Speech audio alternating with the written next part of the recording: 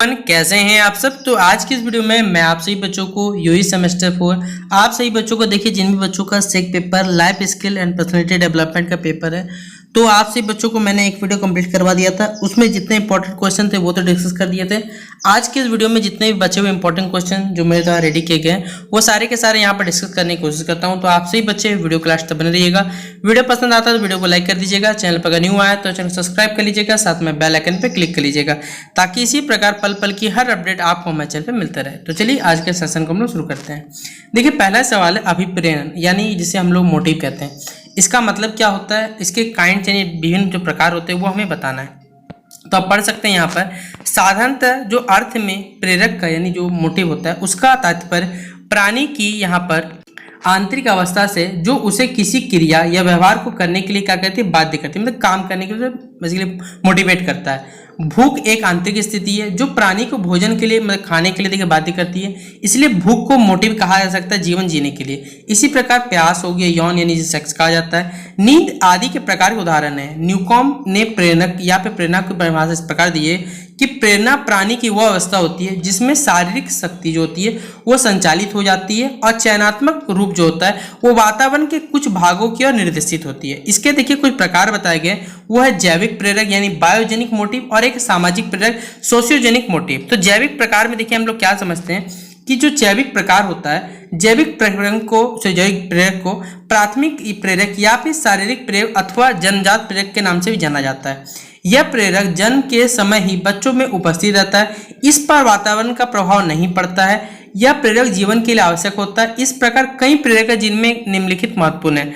सामाजिक प्रेरक यानी कि जिसे सोशल मोटिव कहा जाता है। सामाजिक प्रेरक का अर्थ ऐसे प्रेरकों से जो वातावरण के प्रभाव से सीख जाते हैं। ऐसे प्रेरक को अर्जित प्रेरक यानी एक्वायर्ड मोटिव भी कहते हैं। इन्हें मनोवैज्ञानिक प्रेरक भी के नाम से जाना जाता है क्योंकि ऐसे प्रेरक को शारीरिक आधार नहीं होता है बल्कि मनोविज्ञान स्तर पर यह आधारित होता है। निम्नलिखित शीर्षकों द्वारा सामाजिक प्रेरक को स्पष्ट किया जा सकता है। अब देखिए इसी का जो इंग्लिश वर्जन है वो आप सही बच्चों को यहाँ पर लिखने मिल जाएगा। तो आप में से जो भी बच्चे इस सवाल को इंग्लिश में लिखना चाहते हैं तो इस सवाल को आप लोग इंग्लिश में लिख सकते हैं। इसे रोक लीजिए, वीडियो को पॉज कर लीजिए या फिर स्क्रीनशॉट रख लीजिए और अपने इस सवाल को अपने कॉपी में नोट डाउन कर लीजिएगा, ठीक है। तो इंग्लिश वाला एक सवाल देखिए मेरे द्वारा रेडी किया गया है कि अपने व्यक्तित्व को जानने के संदर्भ में मूल्य जो बेसिकली नीतियां हैं, ऑब्जेक्टिव क्या है वो हमें बताना है। तो देखिए यहाँ पर हमारे पास आप पढ़ सकते हैं। देखिए इसका यहाँ थोड़ा सा पीडीएफ में देखिए चेंजेस करना पड़ेगा। ये सवाल यहाँ पर है आपको 5 नंबर का, ठीक है। ये इसका आंसर कुछ यहाँ लिखा गया, ठीक है, कि यहाँ पर हमारा इसका आंसर यहाँ हिंदी वाला मिलेगा। तो मूल्य और नैतिकता हमसे अक्सर पूछा जाता है कि मूल्यों, नैतिकता और सिद्धांतों के बीच क्या अंतर है। प्रश्न का हमारा संक्षिप्त उत्तर आमतौर पर होता है कि मूल्य हमें प्रेरित करते हैं, नैतिकता और नैतिकता हमें विवश करते हैं। दूसरे शब्दों में मूल्य बताते हैं कि किसी व्यक्ति के जीवन में क्या महत्वपूर्ण है, जबकि नैतिकता और नैतिकता में यहाँ पर यह अंतर निर्धारित किया जाता है कि किसी के जीवन जीने में उचित व्यवहार क्या है या क्या नहीं माना जाता है। सिद्धांत मूल्यों, नैतिकता और नैतिकता की हमारी पसंद को सूचित करते हैं। नैतिकता वे मानक है जिनके द्वारा व्यवहारों को उनकी नैतिकता के मूल्यांकन किया जाता है। उनकी कठोरता या गलतता एक ऐसे व्यक्ति की कल्पना करके जिनके पास उपलब्धि हो और सफलता का एक मजबूत वहां पर मूल्य उनके पास है। केवल ये जानना ही एक मूल्य उनके लिए महत्वपूर्ण नहीं है, पर यह उनके व्यवहार की एक सामान्य उपेक्षा देता है। अर्थात हम उनमें लक्ष्यमन होकर उपेक्षा करेंगे। वे जो चाहते हैं उसे प्राप्त करने के लिए आवश्यक कौशल प्राप्त करेंगे। हालांकि हम यह नहीं जान सकते क्या वो धोखा देंगे या नहीं, वो उन पर इच्छा निर्भर करता है। और इसी प्रकार इसका उत्तर यहाँ लिखा है, आप लोग लिख लीजिएगा। और इसका इंग्लिश देखिए यहाँ पर लिखा हुआ। तो आप में से जो बच्चे इसे इंग्लिश में लिखना चाहते हैं वो इसे इंग्लिश में यहाँ से नोट डाउन कर लीजिएगा। अब आइए एक और कुछ सवाल जो बाकी रह गए थे वो मैं करवाता हूँ आपको। तो देखिए एक सवाल आपसे परीक्षा में यह भी पूछा सकता है कि जीवन कौशल शिक्षा की आवश्यकता का विवेचना हमें करना है। Explain the need of the skill education, ठीक है। तो जीवन कौशल तथा व्यक्तित्व जो होता है विकास के लिए यानी जीवन में विकास के लिए जीवन कौशल की हमें आवश्यकता पड़ती है। इस आवश्यकता की जो पूर्ति होती है होने से जीवन में हमें क्या कुशलता प्राप्त होती है, व्यक्तित्व का भी क्या होता है विकास संभव हो पाता है। जीवन कौशल यानी कि जो स्किल एजुकेशन होता है, आप कोई भी देखिए काम सीखते हैं उसे हम स्किल एजुकेशन रखते हैं, मतलब बेसिकली एक्स्ट्रा एक्टिविटी आप कह सकते हैं कि आवश्यकता जीवन की चुनौतियों का सामना करने के लिए विभिन्न प्रकार के कौशल की आवश्यकता होती है।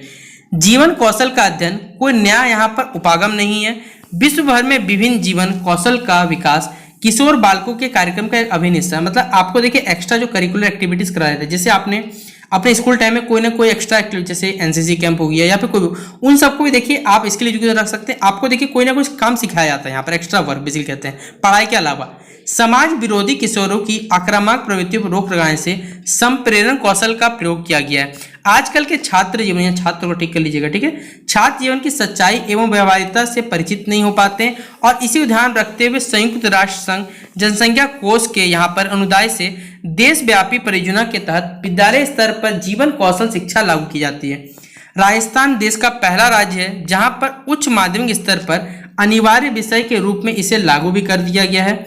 और यहाँ पर बताया कि राजस्थान में माध्यमिक शिक्षा बोर्ड को इस कार्य के लिए नोडल एजेंसी के रूप में नियुक्त किया गया है। इसी प्रकार का पहला उच्च शिक्षा में करने में आवश्यकता अनुभव पाई है। व्यक्ति के जीवन देखिए कई बार ऐसे विषय के अवसर आते हैं जब वो मनुष्य यह निश्चित नहीं कर पाता कि वो क्या करे और किस और प्रवृत्त हो, तो ऐसे अवसर पर जीवन कौशल शिक्षा है वो इसे प्रेरणा ही सच्चे पथ प्रदर्शक का कार्य करता है। मनुष्य अपने अंदर छिपी शक्तियों को इस शिक्षा के माध्यम से पहचान सकता है। अंततः यहाँ पर उस शिक्षा में जीवन कौशल का उद्देश्य अपने आप को पहचाना एवं जीवन की जो चुनौती है उससे सामना करने में छात्र को पारंगत करता है, ताकि वह भविष्य में एक सकारात्मक दृष्टिकोण के साथ एक राष्ट्र निर्माण में अपना योगदान कर सके।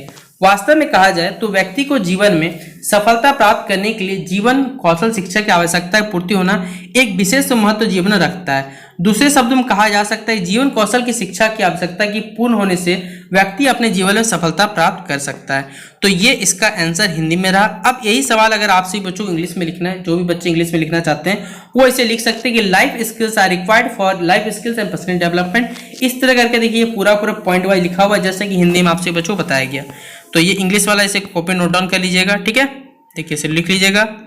और भी यहाँ से यहाँ और बड़ा है थोड़ा सा, क्योंकि 8 नंबर का सवाल पूछेगा तो आपको बड़ा जितना हो सके लिखना ही पड़ेगा। तो ये रहा आपका सवाल कंप्लीट होता है। और लास्ट ये भी देखिए, ये लाइफ स्किल वाला भी सवाल आता है हमारे पास कि लाइफ स्किल क्या है, जीवन कौशल शिक्षा के उद्देश्यों को वर्णन करना है। एक लास्ट सवाल देखिए मैं बता देता हूँ, ये वाला आप सही बच्चों को क्यों दिखा दे, कम्युनिकेशन वाला ये मैंने पहले करवा दिया तो ये नहीं, ये इंपॉर्टेंट क्वेश्चन आप सही बच्चों को देखिए कि जब व्यक्ति को जीवन में सफलता प्राप्त करने की कार्य कुशलता की बात पाई जाती है तो इस अवधारणा को जीवन कौशल यानी कि लाइफ स्किल के नाम से जाना जाता है। जीवन कौशल का अर्थ यह अनुकूली तथा सकारात्मक व्यवहार की योग्यता है जो व्यक्तियों को दैनिक जीवन की मांगे और चुनौतियों तथा प्रभावी ढंग से तरीके से निपटने के लिए सक्षम बनाती है। ये जीवन कौशल सीखे जा सकते हैं तथा इनमें भी सुधार किया जा सकता है। अग्रता, समय प्रबंधन, सेविका चिंतन संबंधों में सुधार, स्वयं की देखभाल के साथ साथ ऐसे आशय आदतें जैसे पूर्णतावादी होना, विलंबन या टालना कोई वाक्य को इत्यादि से मुक्ति कुछ ऐसे जीवन कौशल है यहाँ पर जो जीवन कौशल जिनमें जीवन की चुनौतियों का सामना करने में मदद मिलती है। जीवन में कार्य कुशलता को बनाए रखने के लिए जीवन कौशल की शिक्षा और प्रशिक्षण का विशेष महत्व होता है। वास्तव में जीवन कौशल व्यक्ति की जीवन शैली में उन्नति लाता है। परिणामस्वरूप क्या होता है, जो व्यक्ति की कार्य कुशलता में वृद्धि होती है और वो अपने जीवन में बहुत हद तक सफलता प्राप्त कर जाता है। तो ये इसका हिंदी यहाँ तक हो गया। और भी देखिए यहाँ पर इसका आंसर है कि जीवन कौशल शिक्षा के क्या उद्देश्य है। अगर आपसे पूछा जाए तो इसका पहला उद्देश्य आप सही बच्चों परीक्षा में लिख सकते हैं कि जीवन कौशल शिक्षा जीवन की गुणवत्ता को बढ़ाने में सहायक होगी। जीवन कौशल शिक्षा युवा वर्ग से समस्याओं को पहले समझना है, सोचना है और फिर जाके इस पर निर्णय लेना है कि क्या सही है, इस पर विकास करना चाहिए या फिर नहीं करना चाहिए। ठीक है, तो यहाँ से यहाँ भी आप चाहे तो लिख सकते हैं। और भी देखिए यहाँ कुछ पॉइंट लिखे गए हैं कि युवाओं को शारीरिक की स्वयं की शारीरिक संरचना एवं होने वाले परिवर्तन से परिचित कराना है। युवा में जो लैंगिक समानता, विवाह के महत्व एवं परिवार में माता पिता एवं समस्त सदस्यों के साथ जो सामंजस्य होता है उसकी भावना का यह विकास करने में यह सहायता प्रदान करता है। जीवन में आने वाले विभिन्न प्राकृतिक आपदाओं से निपटने में समर्थ बनाता है और व्यक्ति को तनाव रहित जीवन जीने में क्या करता है, परिचित करवाता है। तो ये इसका हिंदी में आंसर हो गया। और यही जवाब आप में से जो बच्चे इंग्लिश में लिखना चाहें, when it is called that लिखा हुआ वर्क स्किल क्या होता है, जो बातें आप किसी बच्चों को बताएगी वही बातें यहाँ पर लिखा हुआ इंग्लिश में। तो इसे इंग्लिश में आप लोग नोट करना चाहे तो वीडियो को पॉज कर लीजिए और लिखते रहिए। Objectives of the skill education, ये नीचे लिखा हुआ देखिए पॉइंट वाइज, यहाँ 4 पॉइंट आपको दिख रहा होगा। नीचे जाएंगे तो यहाँ 2 पॉइंट टोटल 6 पॉइंट आपको लिखा गया है। तो ये नीचे का क्वेश्चन तो मैंने करवा दिया था, इसलिए मैं करवा नहीं रहा हूँ आपसे बच्चों को। इसके पहले जो वीडियो था उसमें मैंने कम्युनिकेशन पढ़ा दिया था। ठीक है, तो आज की इस वीडियो को यहीं पर समाप्त करते हैं। आशा करूंगा कि आपको आज का ये वीडियो पसंद आया होगा। वीडियो पसंद आया तो वीडियो को लाइक और शेयर कर दीजिएगा। चैनल पर अगर न्यू आया तो इसे सब्सक्राइब करके बेल आइकन पर क्लिक कर लीजिएगा ताकि इसी प्रकार पल पल की हर अपडेट आपको मुझे मिलता रहे। तो चलिए मिलते हैं नेक्स्ट वीडियो पे, तब तक के लिए जय हिंद, जय भारत।